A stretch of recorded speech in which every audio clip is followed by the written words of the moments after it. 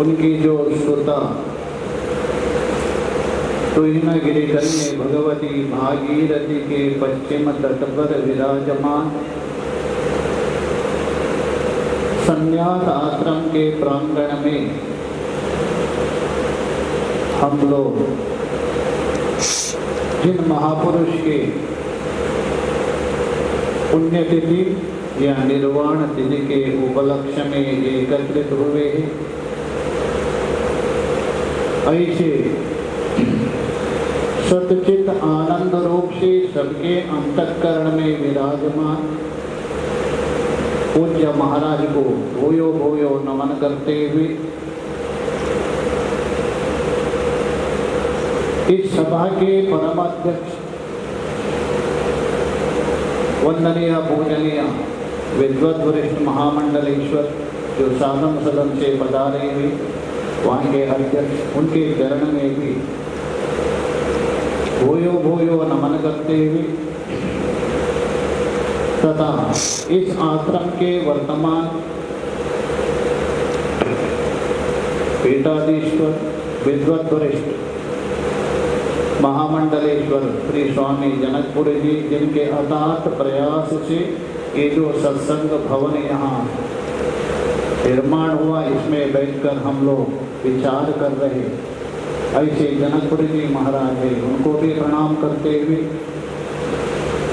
पूज्य वंदनीय महामंडलेश्वर श्री स्वामी रामेश्वरानंद सरस्वती जी महाराज और हरियाणा से पधारे हुए वंदनीय पूजनीय विद्वत वरिष्ठ श्री स्वामी परमात्मानंद सरस्वती जी महाराज और उड़ीसा से पधारे हुए पूज्य महामंडलेश्वर जी महाराज और प्रज्ञानंद जी और कृष्णानंद जी महाराज, समस्त संतगण सबको नमन करते हुए जिज्ञासु साधक को आत्मरूप से अभिवादन करता हूं।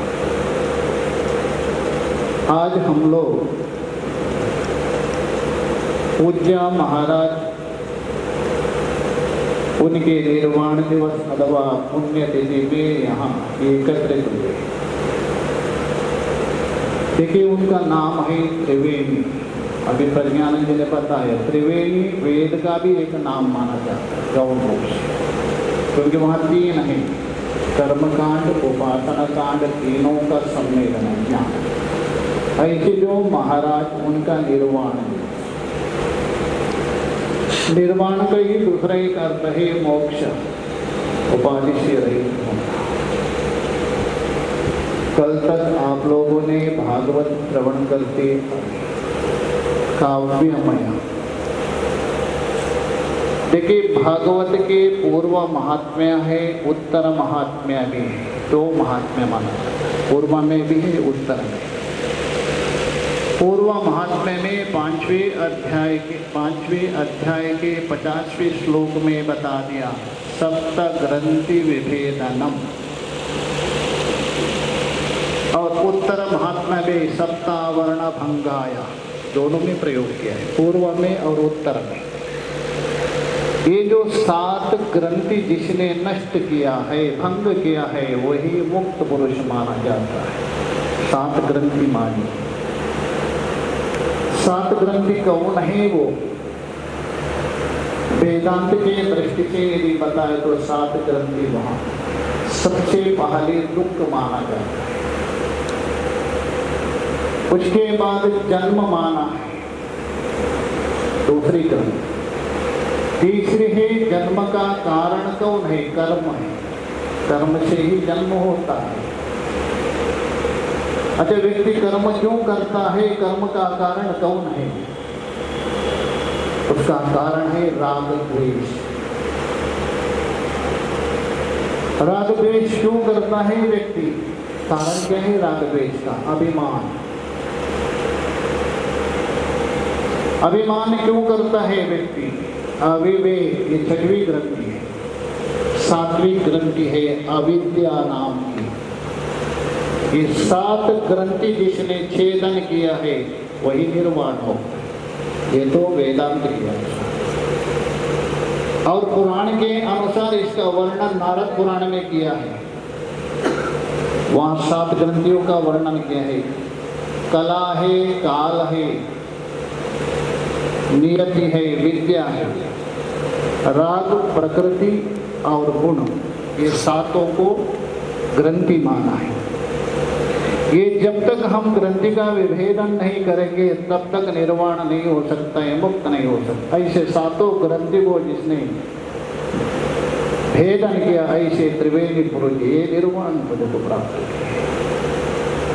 शास्त्र में बता दिया है महापुरुष का लक्षण। साधु किसको कहते हैं?